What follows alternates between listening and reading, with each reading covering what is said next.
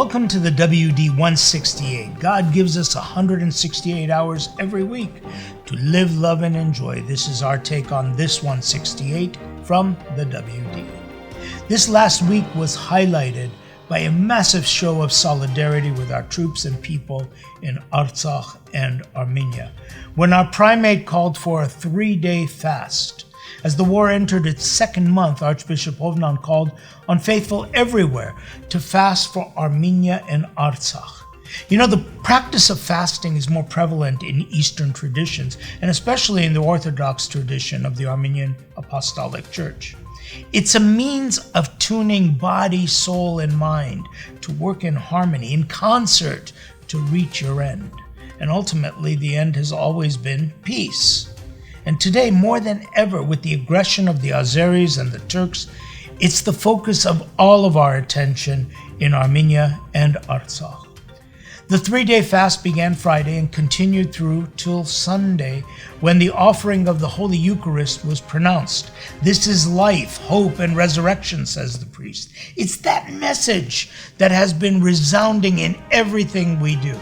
Throughout the world, Armenians have been connecting on multiple levels with their sisters and brothers on the battlefield, at the front line, and with those behind the front line offering humanitarian assistance.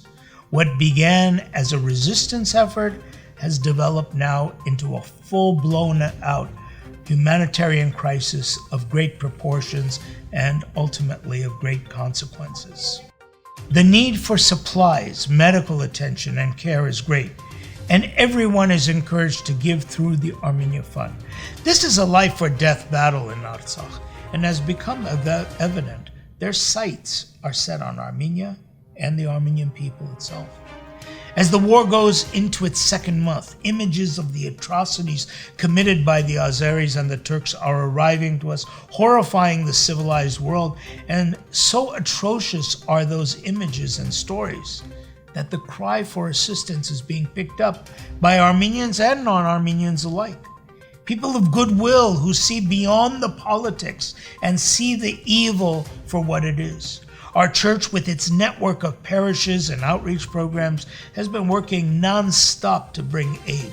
You'll find innovative ways and means by which attention and funds are being raised. How about a ride for Artsakh? Bikes pedaling for aid, starting from our cathedral this Sunday. This is a time to check out and check in with your local parish to find out how you can get involved. You know, the Bridging Generations group at the cathedral debuted the Peace Now and Forever t-shirt just last week and have made them available for donations to the Armenia Fund. The Shnorali Choir of the Western Diocese and Sirpos Levontians Cathedral, under the direction of Maestro Rafi Mikaelian, offered a concert to benefit the Armenia Fund.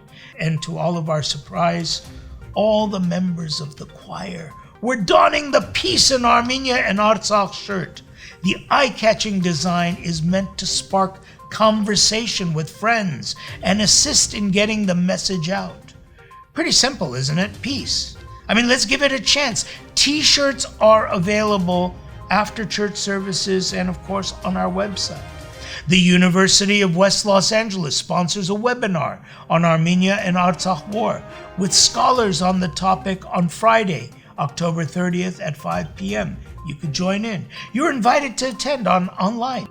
The Deacons Council, having completed its pilgrimage, is now organizing its upcoming St. Stephen's Day activity at the end of the year. Meanwhile, check out our diocesan Facebook page to find unique and special prayers offered every day of the week, many of which are being offered by the deacons themselves. You know, in a time of pandemic, political uncertainty, and war in Armenia, it's easy to lose sight of the great ministry before us these days. The spiritual and emotional welfare of all members of our community is at hand. Thankfully, social media makes offerings of virtual communities, such as the One Armenia Rock for ARTSAKH concert available, and many moving stories and videos.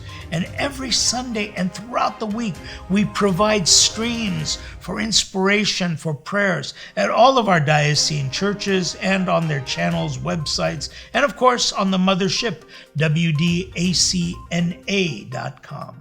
This is a time to understand the simple message the church has always proclaimed. We are one human family. Let's reach out to one another with love and support. This Sunday, we say goodbye to daylight savings time in most of the United States, and we celebrate an extra hour of time. Yes, we have 169 this week. I'm sure many of you will agree with me when I say that extra hour has extra value for us this week. Let's use it to its fullest. Make your actions, your words, your deeds, and the goodness of your heart count. Become involved in spreading the joy and the love with others.